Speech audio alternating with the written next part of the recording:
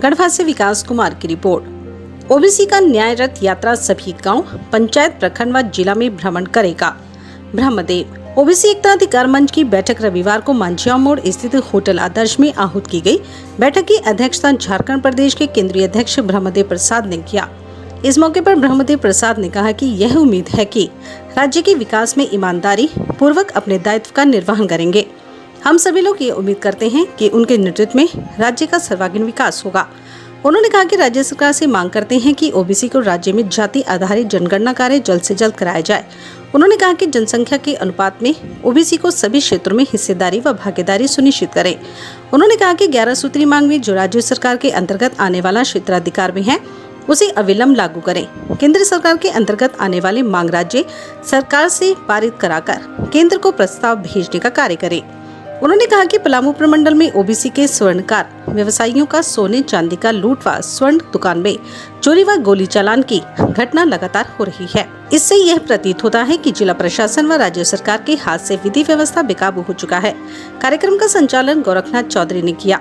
इस मौके पर युगल किशोर प्रसाद, विनोद कुमार, डॉक्टर इश्तियाक रजा, रविंद्रनाथ ठाकुर, वीरेंद्र साहा, वरुण बिहारी यादव, अब्दुल मन्नान, विजय साव, कृष्ण प्रजापति, सीताराम साहू, अशोक प्रसाद, उपेंद्र कुशवाहा, विजय कमलापुरी सहित कई लोग उपस्थित थे। के माध्यम से एकता अधिकार रथ यात्रा जो हमारा 7 जुलाई से प्रारंभ हुआ है, वह एकता अधिकार रथ यात्रा कैसे ग्राम स्तर पर पहुंच करके अपने ग्राम कमेटी के लोगों का विस्तार करे, उनको जगाने का काम करे और ग्राम स्तर पर जाकर के, ग्राम पंचायत स्तर पर जाकर के उनसे सहयोग लेकर के उनको सदस्यता अभियान चला करके और उस माध्यम से हम एक बड़ा आंदोलन का रूपरेखा दे सके। इसी के निमित्त हम लोगों ने आज समीक्षा बैठक रख करके और उसकी तैयारी की बातों को किया और हमारा जिला स्तर पर भी हम लोग जल्द ही संयोजक मंडल का गठन करके उसकी घोषणा करेंगे और साथ ही साथ हमारा जो अभियान रथ यात्रा है जो न्याय के लिए, वह पूरे ग्राम स्तर पर, पंचायत स्तर पर और प्रखंड स्तर पर गांव-गांव में जाकर के ओबीसी समाज को जगा करके और उनसे सहयोग राशि लेकर के उनको सदस्य बना करके एक करके अधिकार लेने का काम करेगा। धन्यवाद। ब्रह्मदेव प्रसाद, ओबीसी एकता अधिकार मंच, केंद्रीय अध्यक्ष। एकता मंच गढ़वा और केंद्रीय अध्यक्ष माननीय ब्रह्मदेव प्रसाद जी, युगल प्रसाद जी, रविंदर जी, बिरिंदर जी, गोरख जी, वरुण बिहारी जी और तमाम पत्रकार यहाँ पर आए हुए विभिन्न प्रखंडों के साथियों को मेरे जोहार है और नमस्कार है साथियों। हमें कुछ बोलने के लिए कहा गया है। मैं ये जरूर कहूँगा कि अभी सरकार आज ने ट्रिपल सर्वेक्षण कराने की बात पिछड़ा वर्ग आयोग ने किया है। ये स्वागत जो कदम है उनको मैं बधाई दूंगा, धन्यवाद दूंगा। झारखंड में स्पष्ट रूप से पिछड़े जातों की पहचान होनी चाहिए, पहले आइडेंटिफाई होनी चाहिए और केंद्र और राज्य का सूची एक होना चाहिए, मतलब अंतर नहीं होना चाहिए, नहीं तो उसका कोई लाभ पिछड़े वर्ग के लोगों को नहीं मिलता है। क्योंकि अगर आप राज्य में अगर पिछड़ा वर्ग में है लेकिन केंद्र की सूची में नहीं है तो आपको लाभ नहीं मिलेगा। और अभी जो आरक्षण है झारखंड में, हम लोग यही बात करना चाहते हैं 60% आरक्षण मिलनी चाहिए। हम जितनी जाति उतनी भारी, उतनी अधिकार का बात नहीं करते हैं। जितनी जाति उतनी प्रतिनिधि होना चाहिए, उतनी भागीदारी होना चाहिए, चाहे वो गांव के स्वशासन में हो, चाहे राज्य के प्रतिनिधि में हो, केंद्र की प्रतिनिधि में हो।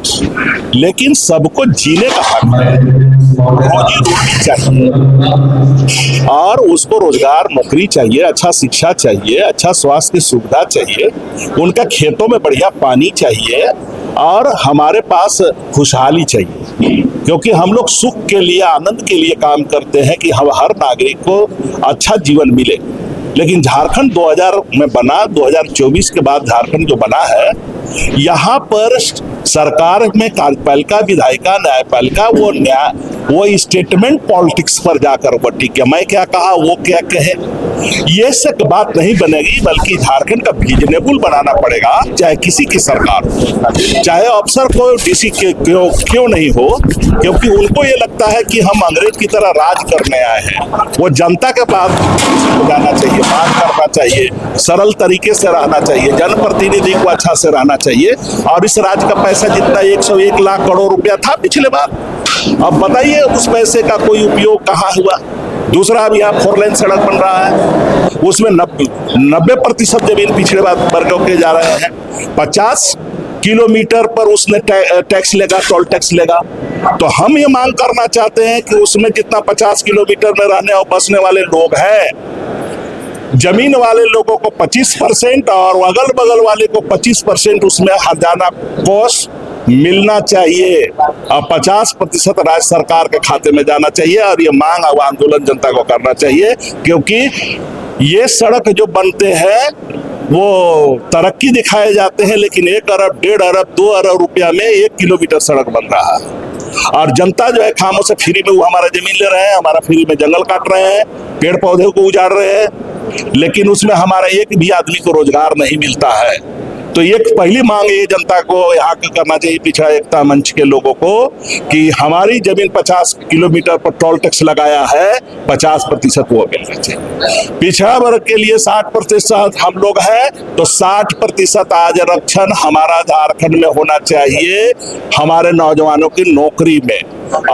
और जो संसाधन है, जल है, जंगल है, जमीन है, पानी है, यहाँ के पशुधन है, उसको टेक्नोलॉजी डेवलपमेंट और इस तरीके से करना चाहिए कि हमको नौकरी या रोजगार या व्यापार में जहाँ भी यहाँ के नौजवानों को चॉइस है उसको में जगह मिलना चाहिए।